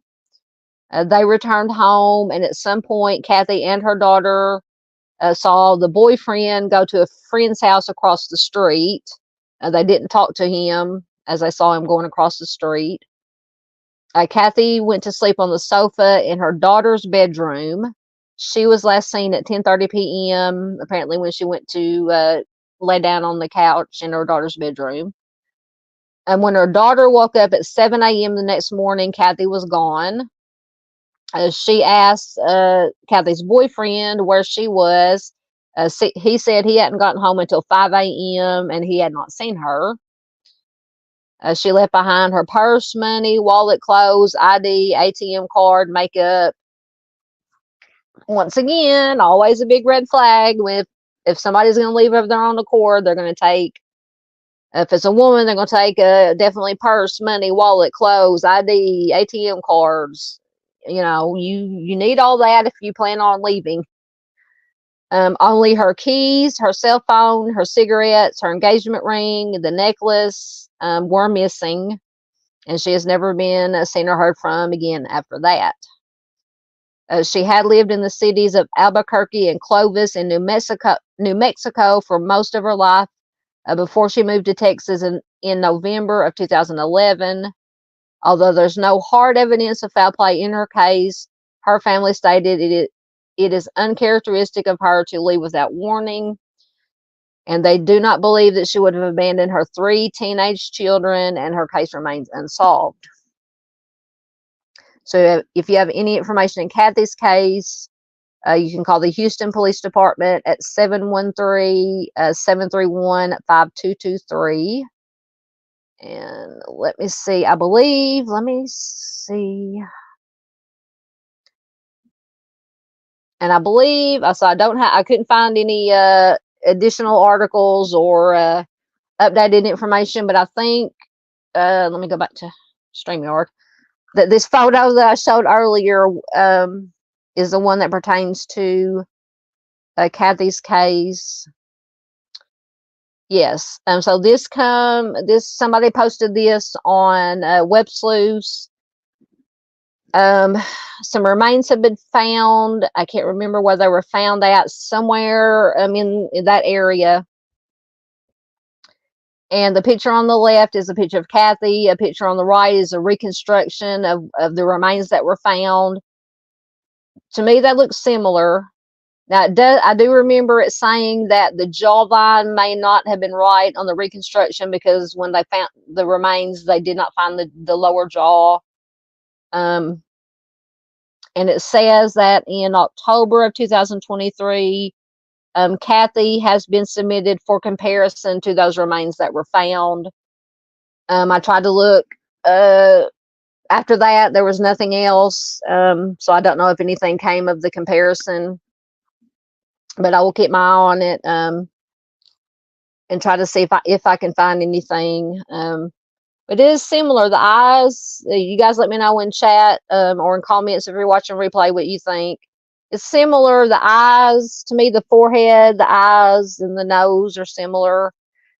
Like I said, the jawline's a little bit different, but like I said, I do believe it said that they just had to guess at the jawline because the lower jaw was missing from the remains. So we'll just, like I said, I'll keep up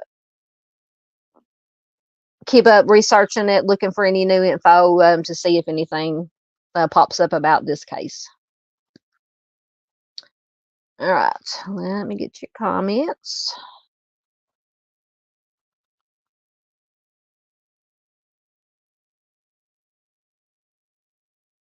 Let me get back down to where I was at. For some reason, I can't read my screen's wonky. There we go.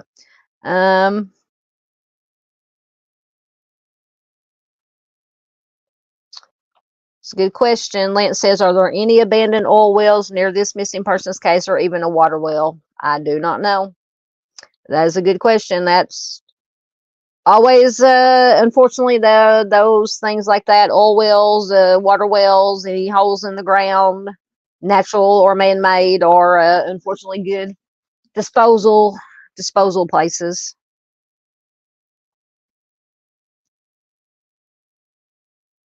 Yeah, Gail said, because she is in Texas, or used to be, I don't know if Gail's still there, says yes, there may be many old oil wells and water wells. So that's a distinct possibility in this case. Yep, that's a possibility. Absolutely. Yep, there's Miss Barbara with the red flags. Yeah, to me, the obviously, once again, always the significant other is the first. I would definitely be looking at him, especially with the little bit of or a lot of suspicious behavior. Yes, Far says very sus, very sus. Yep. Yep. Chris says the boyfriend in Kathy's case seems like a very upset man, and his temper is very red flag. Absolutely. Oh, Lance has got to go. Says got to go. Talk later. Sorry, everyone. Thank you, Lance, for being here. It's always a pleasure to have Lance here all the way from Canada. Thank you, sir, for stopping in. We hope to see you again soon. Have a good night. Absolutely. All right. Let's see. Don't know how many. I don't know what how many I got left here. Okay, this is a Nicholas Patrick Barclay. Once again, I should have had the information loading already. Give me 1 minute. So Nicholas went missing on June 13th, 1994 from San Antonio, Texas. He is a white male. He was just 13 years old when he went missing. He would be 43 years old now. He was a little fella when he went missing. He was just 4'8" and 80 pounds. He was last seen wearing a white t-shirt, purple pants, and black sneakers, and he was carrying a pink backpack. He was diagnosed with attention deficit disorder. He had light brown hair and blue eyes. He did he's 13 years old and he had tattoos. Not judging, but because I have tattoos or a tattoo. But usually you have to have parents' permission if you're under this back in 1994. But or if you do it legally, now you can go to unlicensed tattoo artists. But it says he does have tattoos of the letters J on his left shoulder, a T on his left hand between his thumb and forefinger, and the letters L and N on his outer left ankle. So just letters, basically. But apparently those letters meant something to him. Maybe initials of family, friends, loved ones. He does have a gap between his front teeth. His nickname is Nicky. So Nicholas was last seen playing basketball with friends in San Antonio on June 13th, 1994. He called home and wanted his mother to pick him up, but she was asleep. And Nicholas's older brother refused to wake her up to go get Nicholas. Apparently the brother, it doesn't say how old the brother was. Maybe he wasn't old enough to have a driver's license to go pick him up. Nicholas never returned home. Authorities initially believed that Nicholas left home of his own accord. It says he had done so before, but never for more than a day. His mother stated that he occasionally hit and cursed at her, so he did have behavioral problems. And the police were often called to the residence in response to arguments. His mother had Nicholas's older brother move into their home in an effort to help keep Nicholas under control. That does not surprise me. If you have a teenager, young child, anybody with behavioral problems, that has some violent tendencies, you would expect the mother to want to have some help in trying to control. So that's why she asked the older brother to move in to help. Nicholas was frequently truant to school. He got into trouble when he did attend school. He had a juvenile criminal record. He broke into a convenience store, stole a pair of shoes, and threatened a teacher. The sentencing hearing was set for June 14th, which is the day after he vanished. So he went missing the day before the hearing. One possibility that he was facing was placement in a group home. He was obviously very opposed to this, to being placed in a group home. On September 25th, Nicholas's older half-brother called the police and said that he thought that he saw Nicholas trying to break into the family's garage. Nicholas fled when he realized his brother had seen him. The police did search the neighborhood. They could not find Nicholas. And they said they don't believe that Nicholas's brother had in fact seen him, and neither does their mother. So they think that either one, the brother was mistaken, or the brother was lying. Either or. Law enforcement officials received a phone call from a man at a youth shelter. Oh, so I remember this one now. This one is fixing to get very crazy. Very crazy. So law enforcement officials received a phone call from a man at a youth shelter in Linares. I don't know if I'm pronouncing it right. Linares, Linares, Spain, in October of 1977, which is over 3 years after Nicholas disappeared. 3 years. 3 years after Nicholas disappeared. The caller said that Nicholas was living at this shelter in Spain after escaping from basically what we would call a trafficking ring, trafficking operation. The man said that the person believed to be Nicholas had been abused for years. So Nicholas's sister ended up flying to Spain. She, at that time, identified the person as Nicholas. She brought him back to Texas. Nicholas's mother believed that the man was Nicholas, but many other people, including Nicholas's uncle, was suspicious of this man's claims. The individual had dark brown hair and dark brown eyes. He spoke with a French accent and European phrasing. He claimed that his abductors had chemically altered his hair and eye color. Now, you can very easily dye somebody's hair, but I don't see how you could alter eye color. And that he picked up the different speech patterns from living in Europe for so long. The individual refused to voluntarily provide blood samples or have his fingerprints taken to confirm his identity. Sorry, I feel like my camera is messed up. Okay. I lost my place. Hold on. So he refused to provide blood samples or fingerprints. He refused to name his abductors. In February of 1998, the FBI got a court order to take this individual's fingerprints and blood and determine if it was a match with Nicholas. The fingerprints identified the man as Frederic Pierre Bourdin, who was a 23-year-old French citizen. He did have a criminal history in Europe and has used many aliases.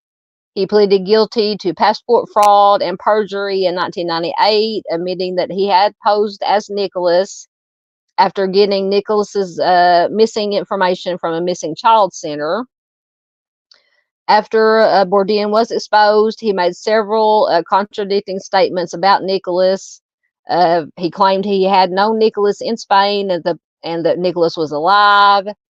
He claimed that he had proof that Nicholas, then he said that he had proof that Nicholas was deceased.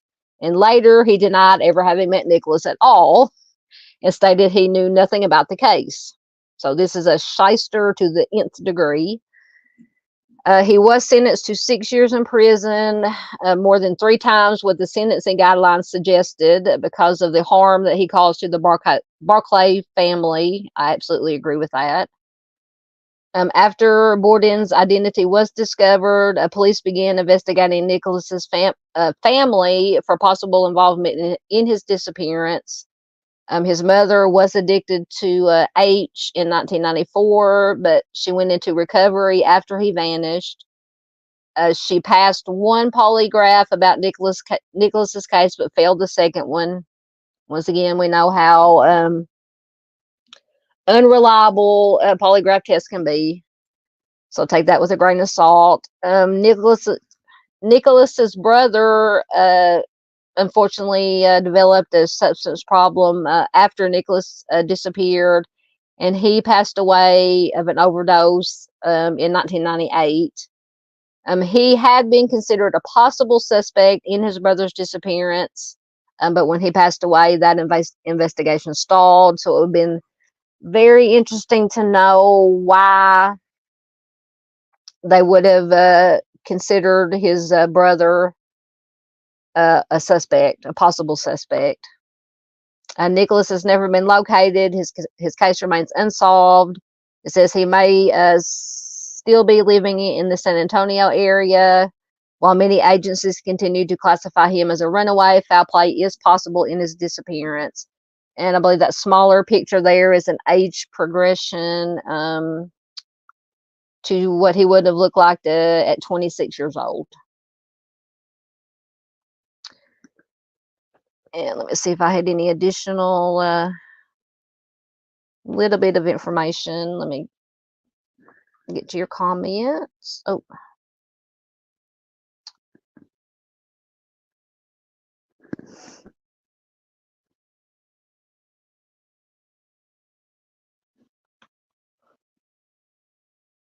Yes, very sad. Absolutely, Miss Barbara.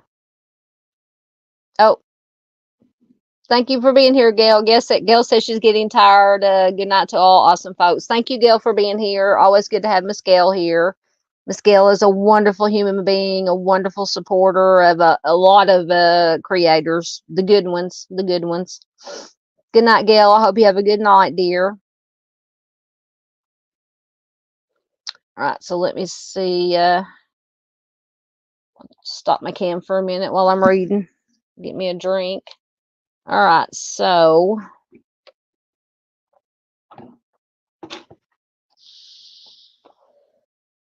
this is from February of 2024, so it's very recent. It's from Hub Pages. It says justice for Nicholas Barclay. Oh yeah, so apparently Netflix did a documentary called The Imposter, which was about this Bourdain fella that posed as Nicholas. So it says, if you've seen the Netflix, so I'm going to have to watch this because I do have Netflix. If you've seen the Netflix documentary, The Imposter, then you are familiar with the case of missing 13-year-old Nicholas Patrick Barclay. While The Imposter was a fascinating documentary, it left me, the writer of this article, with too many questions. As I did some research into Nicholas's background and family, I was disappointed to discover that most of what you find online, which is true, focuses more on the con artist, Frederick Bourdain. That's what I ran into when I was searching for articles on Nicholas's case. That's all, every article, that's all they talked about was the imposter. No really new additional information about Nicholas, or any interviews with his family or law enforcement. It was all about this Bourdain guy. So I was very frustrated. Let's see what other information it has. So who was Nicholas? I believe that's all the information. So Nicholas, he was born on December 31st, 1980. Last seen playing basketball in June of 94. It says there is some speculation as to the exact date that he was last seen. His mother, Beverly Dollarhide, reported him missing on the 13th. However, it is believed that he hadn't been seen since the 10th and was not reported missing until 3 days later. Since it wasn't unusual for Nicholas to leave home for a day or so. Hold on one second, guys.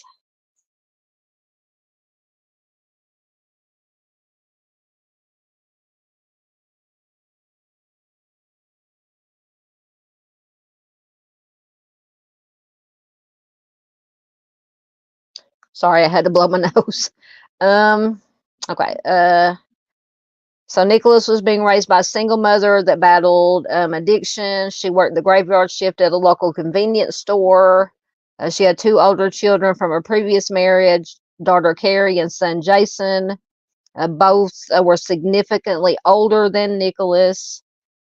Nicholas was a boy with problems. He had several run-ins with the law. We talked about that. Breaking and entering, stealing, truancy, threatening his teachers. He was also known for being verbally and physically abusive towards his mother. Eventually, Beverly asked her older son, Jason, in his 20s, so Jason was in his 20s at the time, to live with her and help her try to help improve Nicholas's behavior. But this could very well have caused further problems, as Jason had addiction problems, and he apparently also had a violent temper. So that is interesting, because somebody made mention, or maybe that's why it said that the brother was a possible suspect. So that might have something to do with it. He had a violent temper. Police were repeatedly called to the family home due to domestic disturbances. Needless to say, Nicholas was well known among law enforcement in his hometown in San Antonio. Like we said, he was scheduled for a court appearance on the 14th, which may have resulted in Nicholas being sent to live in a group home. Obviously, the idea of being sent to a group home and losing the freedom he currently enjoyed did not sit well with him.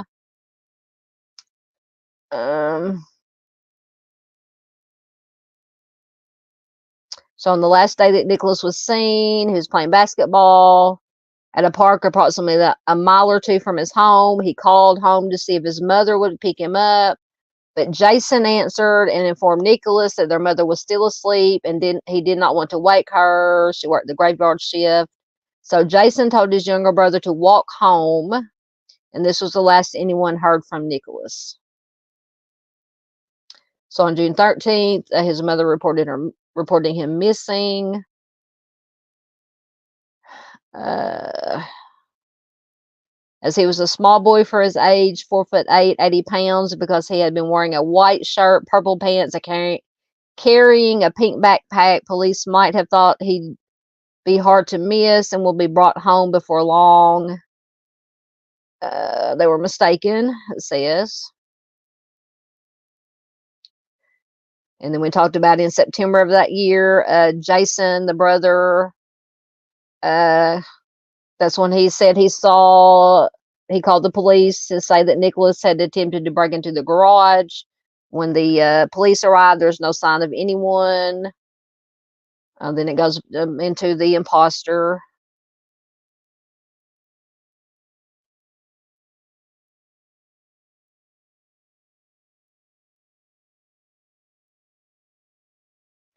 So it does say, whoever wrote this article, and this is just speculation on the writer's part, it says a short time after Bourdain, the imposter, was arrested, Jason did pass away of the coca OD. It says it is unknown whether his passing was accidental or self-harm. In this writer's opinion, it says for many, it does seem suspicious. Was Jason feeling some sort of guilt? This is conceivable regardless of whether or not he hurt Nicholas. So it says, remember, he told his little brother to walk home by himself that day, resulting in his disappearance.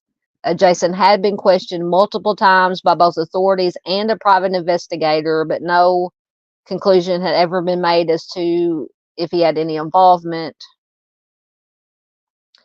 Also, his supposed sighting of Nicholas that night in September seemed very suspicious to some. Could Jason have been under the influence on that night and not thinking clearly? Some believe that Beverly Dollarhide, the mother, knows more than she was letting on, as she showed significant resistance when it came to DNA testing. So that's interesting. In the writer's opinion, this does not necessarily prove any guilt on her part. Absolutely. Beverly battled an H addiction. It is possible she mistakenly believed that she would be drug tested. That's logical. There's also a chance that she was in denial. She may have known the individual posing as her son was not actually her son, but had been in so much grief for the past 3 years that she subconsciously chose to believe this was Nicholas. That's sad but true. Beverly was also given 3 polygraph tests, all on the same day. The first 2 she passed, the third one she failed. And once again, like we said, polygraphs are not infallible. Second, having already taken multiple tests and being interrogated by police, the writer would imagine you're going to be nervous and exhausted. So how could this not negatively affect the outcome? Absolutely. So it just goes on. The writer gave some theories about. The writer has some interesting theories. Like I said, I did put a link to this. If you want to read the rest of this article, the writer of the article has some very interesting theories and questions.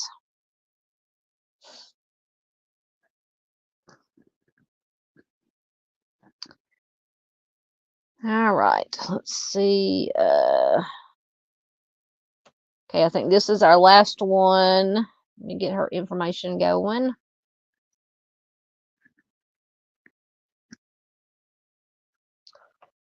This is Rocio Monica Beltran.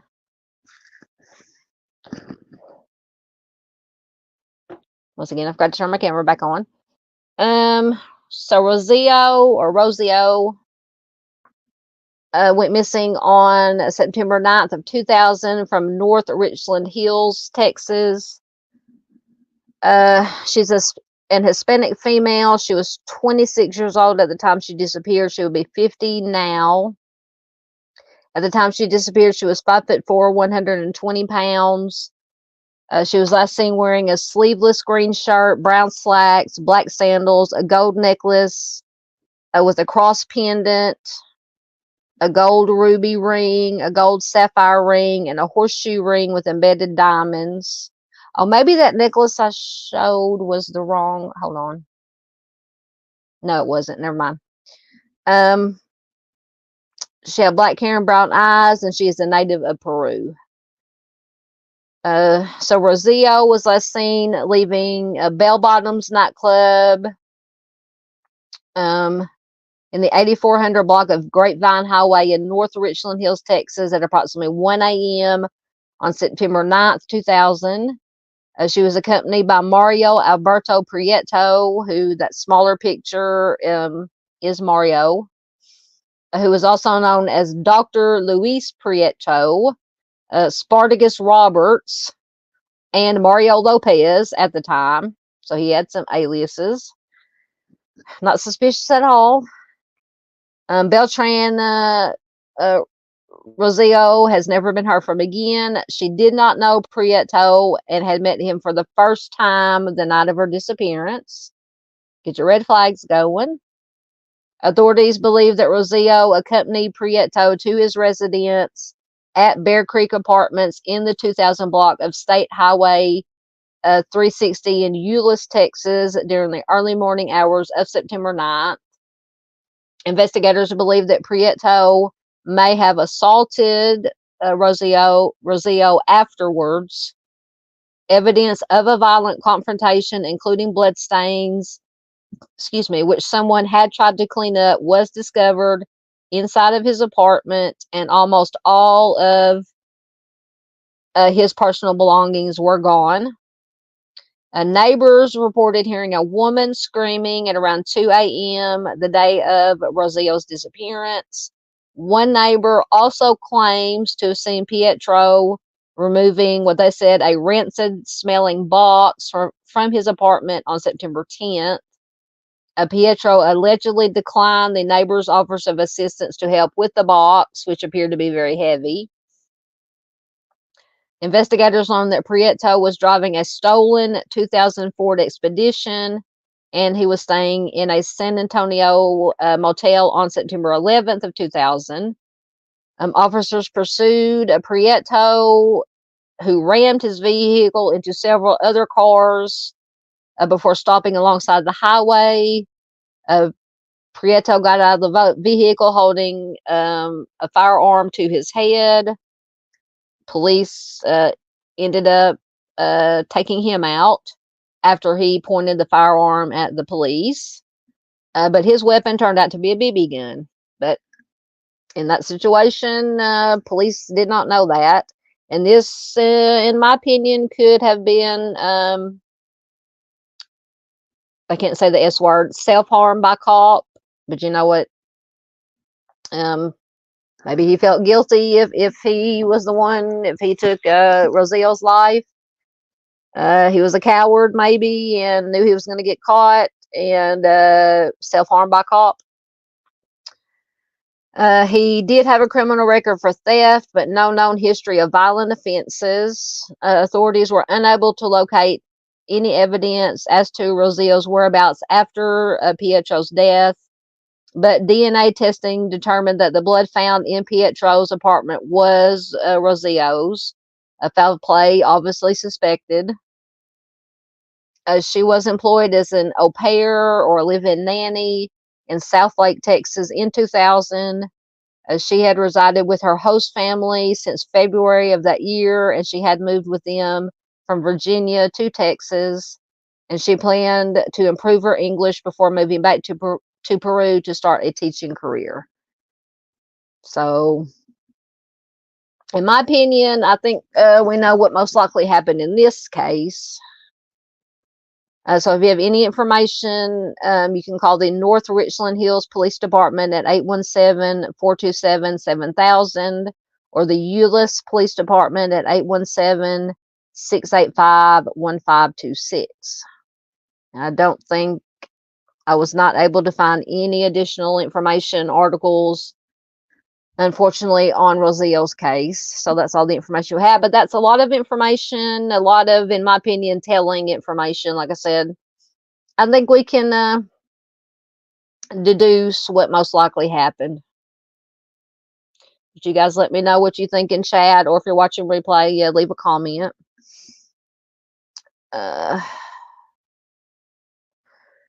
Far says, gotta go, guys. Stay safe.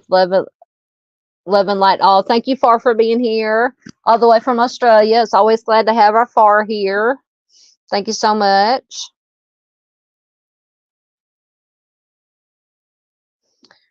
Chris says Roselle's case sounds kind of like Relisha Rudd's. I haven't heard that. That name is not familiar. You'll have to send me some information, or I can look it up. What state was it from? I will definitely look at it. All right. Oh, I forgot to put my end in there. Anyway, all right. That is all the cases I have. That are our 7 cases for tonight. So if you guys got any more questions, comments, thoughts on anything that we covered tonight, any last words, good nights, anything, I'll do a little bit of a shameless plug in here. No, let me get to the right place. For those of you who do Facebook, you can find me on Facebook. I have a group and a page, obviously called Southern Gal True Crime. The group is more active. I post more. A lot of everybody posts more in the group. The missing persons, cold cases, anything true crime related is posted in there. On my page, I post mainly links to true crime stories in the news and things of that nature. So please do check both of them out. Please consider joining the group. Lots of great information can be found. If you ever need to contact me for any reason, if you have a case, a missing person cold case, any kind of case you would like me to share to bring more awareness to, if you can contact me on Facebook Messenger if you do Facebook, or you can email me southerngalstruecrime@hotmail.com. Give me the name of the missing or the victim and the state, and I will research it and do my best to share it and bring more awareness. If you'd like to help support the channel, Awareness for the Missing, I've got a Buy Me a Coffee, PayPal, Venmo, CashApp, all that good stuff. I think I did put all the links in the description box. Anything I make from memberships and donations through that, or super stickers, super chats, goes back into the channel. to pay for my StreamYard, which I have the basic cheapest plan, and then I got a couple of video editors I use to make or to do some intros and videos, basic cheapest plan. So everything goes back into the channel. And I think that is it. So I will get to you guys' comments before we get out of here. Okay, Chris said Alicia Rudd's case is from Maryland. Excellent. I will definitely look at it. It's a Washington, D.C. case. Thank you, Miss Barb. Thank you. We love you, Miss Barb. Always good to have Miss Barb here. Oh, Bling said, sorry, I fell asleep. It's okay. I do it all the time. You can always watch replay. Always watch replay. Oh, thank you. Mr. C said, just sitting, listening to Doobie Brothers and Southern Gal. What a great night. Thank you, Mr. Steve. It is always a great night when Mr. Steve honors us with his presence. I mean that in all sincerity. When he honors us with his presence in chat. It's always, Mr. Steve has always been a big influence on me, a big, well, I can't find the right words, a mentor, an influence, an inspiration to me. And I appreciate everything that he has done for me. I just love Mr. Steve and Mrs. Steve to death, to the moon and back. I think as everybody does who knows Mr. Steve and Mrs. Steve, just loves, you can't help but love them. Absolutely. So thank you, Mr. Steve, for spending some of your evening with us and listening to the Doobie Brothers. Absolutely. And thank you for listening to me ramble on. But like I said, as long as as long as the information gets out and people are made aware of these cases and they share it, and it's all good. Thank you, Mr. Steve. Mr. Steve says, thank you for what you do for awareness for these families. Absolutely. And we thank you for what you do, your skill sets that I don't have, but you always say everybody has a skill set, everybody has a role to play. But we thank Mr. Steve and his crew for what you do, for what y'all do. Absolutely. Thank you, Mr. Steve. Thank you, Miss Barbara. Says good night, chat. Thanks for all you do. Stay safe. Absolutely. Love you, Miss Barbara. Love you much. You know that. And Mr. James and Miss Marion, tell them I said hi. Give them kisses and hugs for me. All right. So what's today? Today's Monday. Try to think of when I can go live again.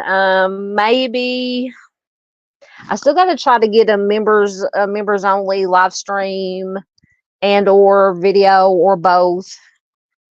But I got to work.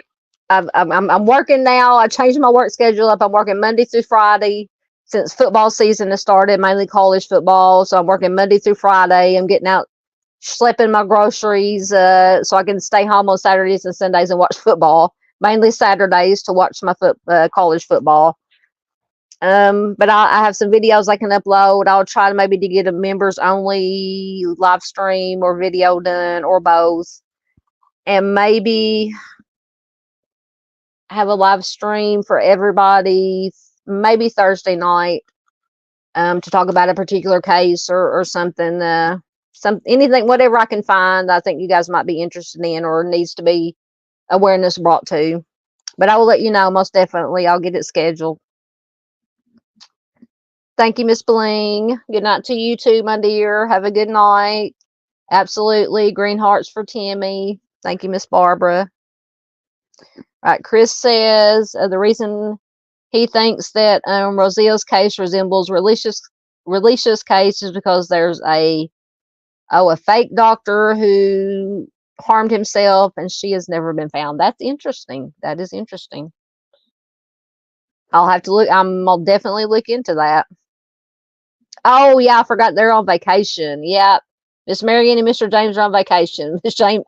Miss Barbara says they're walking on the beach. I'm so jealous. Yes, I've been seeing those pictures that Mr. James has been posting on Facebook. I'm jealous too. I want to be walking barefoot on the beach with the sand between my toes. I would just love, oh gosh, I love it. I still do it as an adult. But during planting season, when the farmers get ready to plant and when they plow up the fields, I sneak across the road because I'm surrounded on the farm. I'm surrounded by fields, and there's fields right in front of the house. So whenever they get out and plow the fields, I'll go out there with my bare feet and just walk and in that freshly. And anybody who has in country or hasn't grown up on a farm or whatever will may not understand it, but oh, the feel of freshly plowed soil or freshly tilled soil from a garden. Oh, you walk in it barefoot and get your toes in it. Oh, it's the best feeling in the world. Oh my goodness. It's heaven. It's heaven. I'd probably rather do that than sand, but I do like sand in my toes, not anywhere else, but I do like sand in my toes. Oh, Chris says they're back from vacay today. Well, I'm glad. I hope they had a good time. I know they had a good time from the pictures they were posting. All right, guys. I'm gonna get out of here. It's we didn't do too bad. Just a little bit over 2 hours. Thank you everybody who was here in chat. Chris, Miss Barbara, Mr. Steve, of course, Bling, Lance. Try not to forget anybody. Far, Miss Gail, Lance. I'm probably repeating myself. Try not to miss anybody that was here earlier. I think I got just about everybody, unless somebody was here earlier. And Miss Paula was here. If I forgot anybody, I apologize. But thank you, excuse me, to everybody who was here in chat, watching live. Thank you so much to everybody who's watching replay. Thank you, Chris. Yes, I just saw I had something pop up on Messenger. Thank you. I will look at it. Oh, Miss Barb says that honestly, I'd rather be on the lake fishing. That is an excellent. I'll absolutely. Oh yes, Dandy was here. Yep, Dandy was here. Thank you, Dandy, for being here. Thank you, everybody, for being here. If you haven't already, please hit the like button on your way out. Leave a comment if you're on replay. Share. As always, to get this information out to as many people as possible. I should have been multitasking.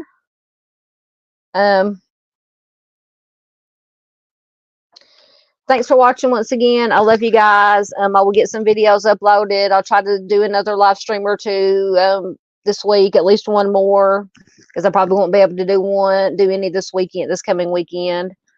But until next time, take care of yourselves. Be careful out there.